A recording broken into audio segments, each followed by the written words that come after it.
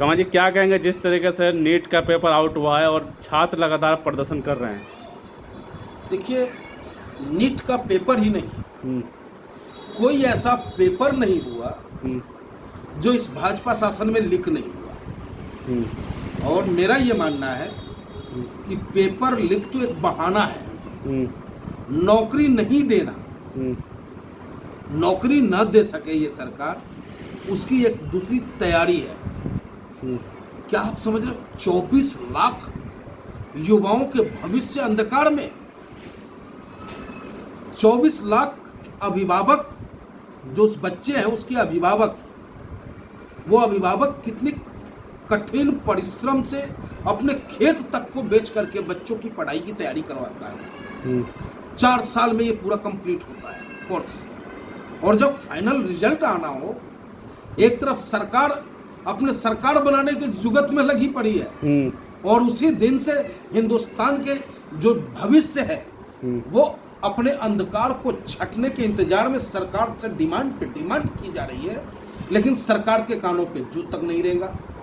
और जब शिक्षा मंत्री बने धर्मेंद्र प्रधान जी, तो आते ही पहले क्लीन चिट देने का काम किया कि कहीं कोई धांधली नहीं हुआ है, सब फर्स्ट क्लास चला है।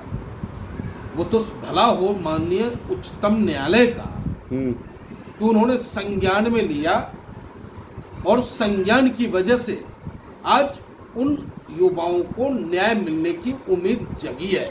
डॉक्टर जैसी परीक्षा में अगर इस तरह धांधली हो, पैसे लेके कुछ भी आरोप लगे, जब सिद्ध होगा उसके बाद कह रहा हूँ, ऐसे धांधली हो किसी को भी आप टॉप करके, तो फिर एक सिर्फ पढ़ाई नहीं है ना, आगे उनका इलाज भी करना है, उसमें भी तो रिस्क है। हम मानव जाति चिकित्सक को दूसरा देवता मानते हैं, धरती का भगवान उसे कहा जाता है। जब पीड़ा होती है मुझे या किसी भी व्यक्ति को, तो वो डॉक्टर को ढूंढता है।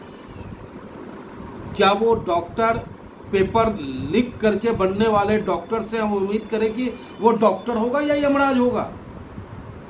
और यमराजों की संख्या बढ़ाने की जिम्मेदारी किसकी होगी साहब? किसको मैं जिम्मेदार मानूं? धर्मेंद्र प्रधान जी तो कह के निकल गए कि नीट एंड क्लीन है, और भैया सारा गड़बड़ झाल है। ये तो व्यापन घोटाला को भी मात देने की तैयारी में थी, लेकिन वो भला हो बिहार का। मैं बिहार के पुलिस को सैल्यूट करता हूँ कि बिहार की पुलिस के अंदर का जमीर जगा और उसने गिरफ्तार करने का काम किया, तब कहीं जाकर के चिट्ठा खुला है। तो सैल्यूट है मेरे बिहारी बाबुओं कि आपने सही काम किया है। अब जाकर के उस छात्र की जो उचित मांग है, उस मांग को मानने के लिए बाध्य होगी ये सरकार। नीट के बाद नेट का पेपर अभी हुआ था, जहाँ से प्रोफेसर उनका भी आउट सबके सब वही। अरे क्या यूपी में पुलिस की भर्ती देख लो आप, सिपाही की भर्ती थी, किस तरीके का बंदरबाट हुआ, कहाँ उसको ट्रेनिंग दिया जा रहा है। गुड़गांव के फार्म हाउस में ट्रेनिंग देने का काम किया जा रहा है। गुड़गांव में किसकी सरकार थी? खट्टर की सरकार थी।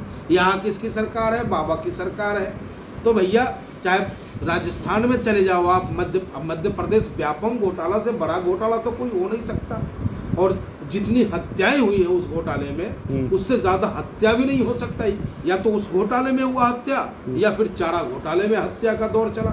दो ही घोटाले ऐसे रहे, और ये तीसरा जो घोटाला हुआ नीट का, मैं मांग करता हूं, ऑल इंडिया मजलिस-ए इत्तेहादुल मुस्लिमीन सरकार से मांग करती है कि उच्चतम न्यायालय के जज के द्वारा SIT टीम गठित करके इसकी जांच हो। जो इस तरीके का कदाचार करने का कार्य कर रहे हैं, जो भ्रष्टाचार में लिप्त लोग हैं, चाहे वो नेता हो, अधिकारी हो, उन पे ऐसी कार्रवाई हो कि नजीर बन जाए, और ये सुनिश्चित की जाए कि जो बेहतर शिक्षा प्राप्त कर रहा है, जो सही ढंग से पढ़ाई कर रहा है, उसे उसका हक मिले। ग्रेस दिया गया, इस वजह से नंबर। अरे काहे का एरेस अग्रेस, घर में बैठा करके तुम ग्रेस दे रहे हो। 18 कहाँ से आ जाता है, 19 कहाँ से आ जाता है, 17 नंबर कहाँ से आता है, 519, 517, ये सब कौन सा खेल है? 718, 719, 720, 720 ना 719 और 717 नंबर जो दिया गया, ये कौन से ग्रेस रेट से दिया गया? यहीं पे फंस जाते हैं ये लोग, लेकिन उसके बावजूद भी मान के राजी नहीं थे। तो मैं इतना ही निवेदन करूंगा अपने देश के प्रधानमंत्री आदरणीय नरेंद्र मोदी जी से कि आपका तो बड़ा धाक है जहाँ जाते हैं वहीं लाइन लग जाता है। एक अमिताभ बच्चन जी कहते थे कि जहाँ से हम खड़े होते हैं वहीं से लाइन शुरू होता है, और दूसरा हमारे मोदी जी कहते हैं कि जहाँ हम जाते हैं वहीं से लाइन लग जाता है। तो भैया अपने देश में जो बेरोजगारों की लाइन लगी है उस लाइन को आप खत्म करवाइए, और जो ये पेपर लीक का जो सिस्टम जो चल रहा है इसको समाप्त कीजिए। ये बहुत बड़ा भ्रष्टाचार है, और इस भ्रष्टाचार में एक आर्थिक अपराध भी है। जो पकड़े गए लोग हैं वो बता रहे हैं 30 लाख और 40 लाख। कितने जगह खेल हुआ है भाई, कितने अरबों का खेल हुआ है।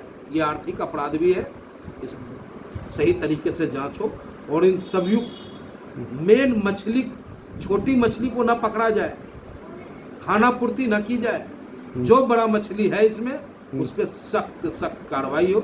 ये मांग ऑल इंडिया मजलिस-ए-इत्तेहाद मुस्लिमीन गाजियाबाद करता है।